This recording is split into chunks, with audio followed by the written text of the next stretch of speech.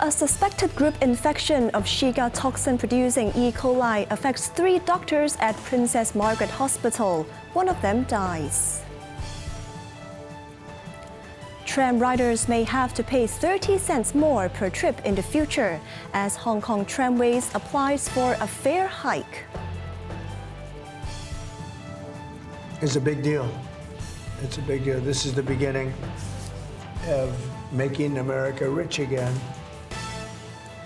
And U.S. President Donald Trump decides to impose a flat-rate levy of 25% on all aluminium and steel imports with no exceptions or exemptions.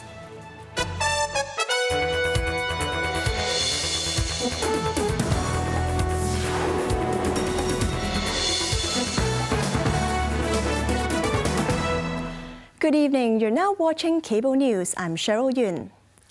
A suspected food-related group infection of Shiga toxin-producing Escherichia coli has affected 3 doctors at Princess Margaret Hospital, resulting in 1 rapid death.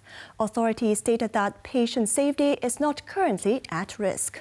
Jeremy Zhu reports. The 3 oncologists began experiencing abdominal pain, diarrhea, and vomiting from last Tuesday. The first affected doctor, who previously had good health, was admitted to the hospital last Thursday with high fever, hypertension, and low blood oxygen levels. He passed away the following day, although his stool sample did not test positive for Shiga toxin-producing E. coli. The other 2 doctors have milder symptoms, with only 1 testing positive for the bacterium. Preliminary investigation suggests the cases involve contaminated food. The source is still under investigation, but is believed not to involve the hospital's canteen. Meanwhile, environmental factors are not ruled out, since the 3 doctors are said to have dined together in the same break room. Tram riders may have to pay 30 cents more per trip in the future, as Hong Kong Tramways, often dubbed the cheapest transportation mode on Hong Kong Island, has submitted an application to the Transport Department for a fare hike to ensure the long-term sustainable operation and development of its services. If approved, the first hike since July 2022 will see tram tickets for passengers aged 12 or above adjusted to $3.30, reflecting a 30-cent increase. Children between the ages of 3 and 11 will have to pay $1.60 per ride, which is 10 cents more expensive than before. As for the elderly aged 65 or above, the adjusted fare will be $1.50, representing a 20-cent increase. Monthly tickets will remain unchanged at $260. The tram operator explained that the number of commuters has yet to return to pre-COVID levels, citing a 15% drop in passenger numbers compared to 2018. The fare hike application is deemed necessary to cover increased operational costs, essential maintenance fees, and the development of non-ticketing revenue sources. Beijing's top official on Hong Kong affairs, Xia had given clear instructions on how the city can better integrate into national development, said Acting Chief Executive Eric Chan. Evelyn Bai reports. Accompanied by Acting Chief Executive Eric Chan and Financial Secretary Paul Chan, Director of the Hong Kong and Macau Affairs Office Xia Baolong inspected the Hong Kong Park of the Hetao Shenzhen Hong Kong Science and Technology Innovation Cooperation Zone last Sunday. Speaking before the Executive Council meeting today, the acting city chief mentioned that Xia was really concerned about the economy of Hong Kong. Director Xia is very concerned about Hong Kong.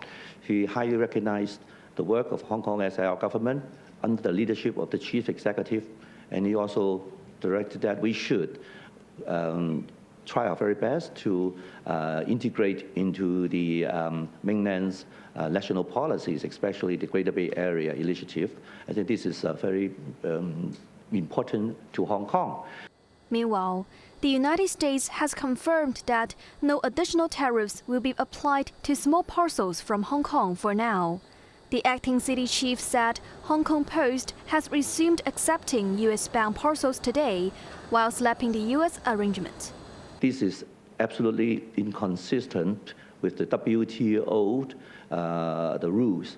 Of course, and also they have to totally disregard that Hong Kong is a separate customs territory. And we have, and we will file a complaint with the WTO regarding this unreasonable arrangement. Separately, Chen also addressed concerns about whether civil servants will face a pay freeze or a pay cut to ease the government's financial burden, saying that the government has an established system to handle civil servants' salaries, factoring in the economic situation, cost of living, and morale. The Chief Executive and the Executive Council will have the final decision after considering such factors and suggestions. Evelyn Bai, Cable News. Hong Kong has welcomed a positive beginning to the Year of the Snake, Acting Chief Executive Eric Chan noted, highlighting impressive visitor numbers during the festive period, the upcoming public debut of the Panda Twins, and the imminent opening of the Kai Tak Sports Park. Jeremy Zhu reports. Addressing the Executive Council meeting, Chan reported that January saw over 4.7 million visitors, including around 3.73 million from the mainland, both record highs since the pandemic. Additionally, this Sunday, the city's beloved giant panda twins, born last August, will make their first public appearance. Meanwhile, the Kai Tak Sports Park is gearing up for its grand opening on March 1st after a series of successful test runs. Chan expressed confidence in the park's readiness, citing satisfactory results from the previous tests, with more rehearsals on the pipeline, including one with over 60,000 participants. He also announced a grand opening ceremony on March 1st at the main venue. The 90-minute event will feature a vibrant mix of dance, sports, and musical performances, celebrating Kai Tak's transformation and Hong Kong's rich legacy in sports and cultural exchanges. Performers will include representatives from both local and mainland cultural and sports sectors, with 4 free television channels in the city broadcasting the ceremony. The acting city chief is optimistic that Kai Tak Sports Park will become a dynamic new landmark, blending sports, leisure, dining, and shopping. He believes it will attract major international events that could boost tourism and drive economic growth across multiple sectors. Jeremy Zhu, Cable News. In the latest trade war salvo, U.S. President Donald Trump announced 25% tariffs on all aluminium and steel imports without exceptions or exemptions. Anna Chen reports. It's a big deal. It's a big deal. This is the beginning of making America rich again. In a major expansion of existing trade barriers, U.S. President Donald Trump signed proclamations raising duties on steel and aluminium imports to a flat 25% without exceptions or exemptions. We were being pummeled by both friend and foe alike.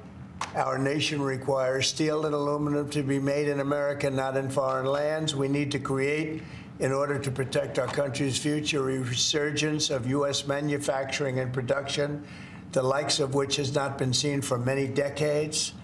Starting from March 4th, tariff rates on aluminium will be raised from 10% to 25%, as well as ending exclusions for steel and aluminium tariffs. Trump added that the move will simplify tariffs on the metals so that everyone can understand exactly what it means.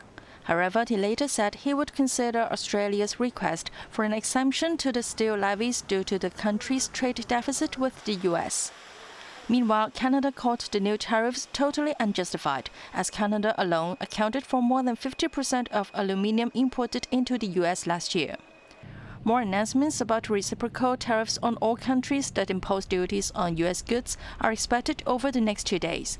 Trump also signaled he was looking at taxes on cars, semiconductor chips, and pharmaceuticals. Anna Chan, Cable News.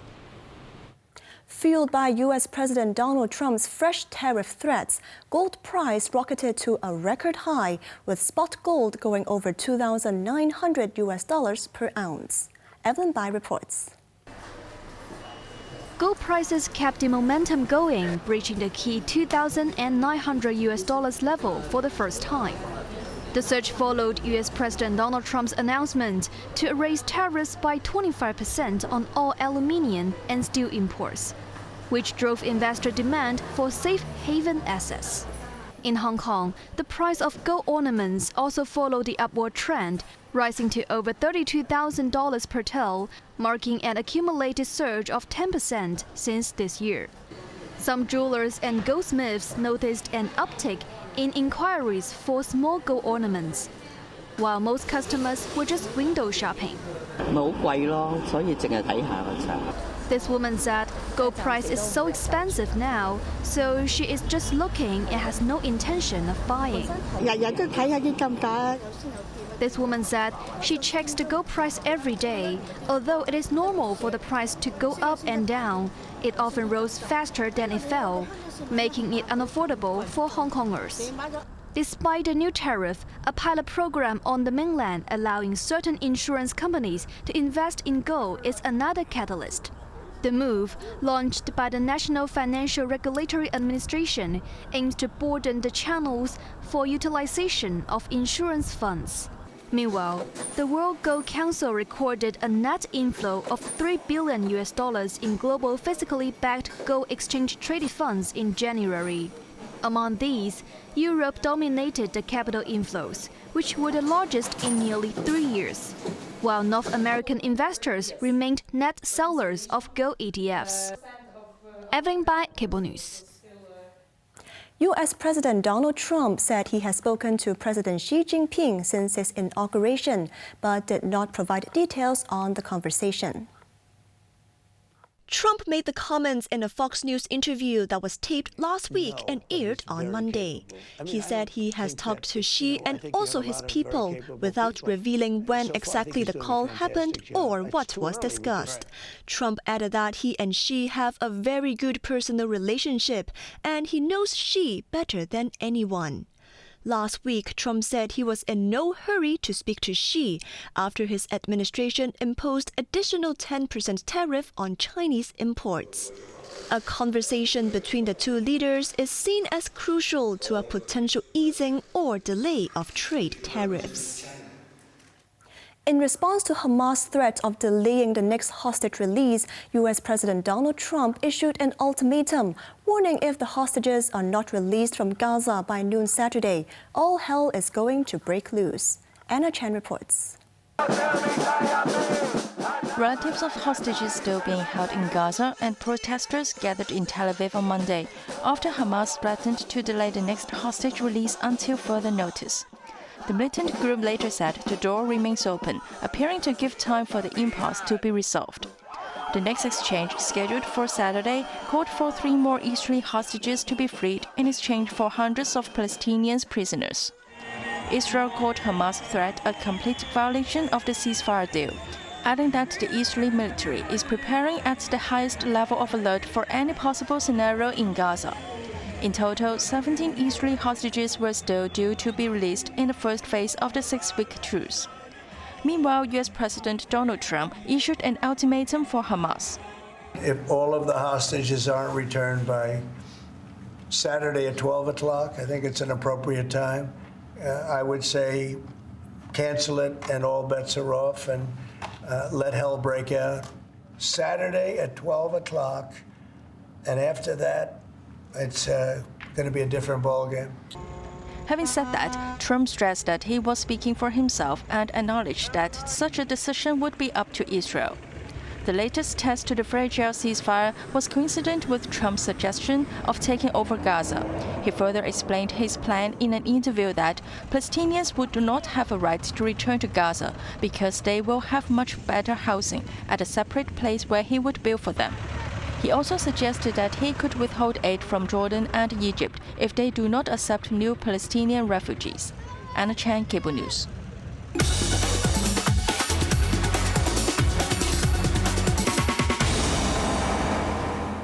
Now let's take a look at the stock market.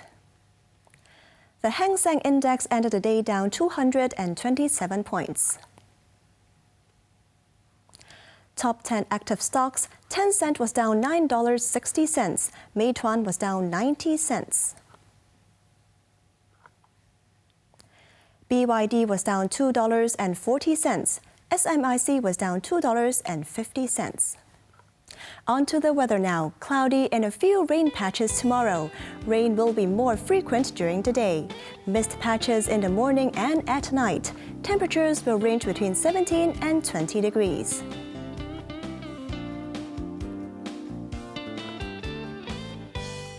And that's our news tonight. I'm Cheryl Yun. Thanks for watching and good night.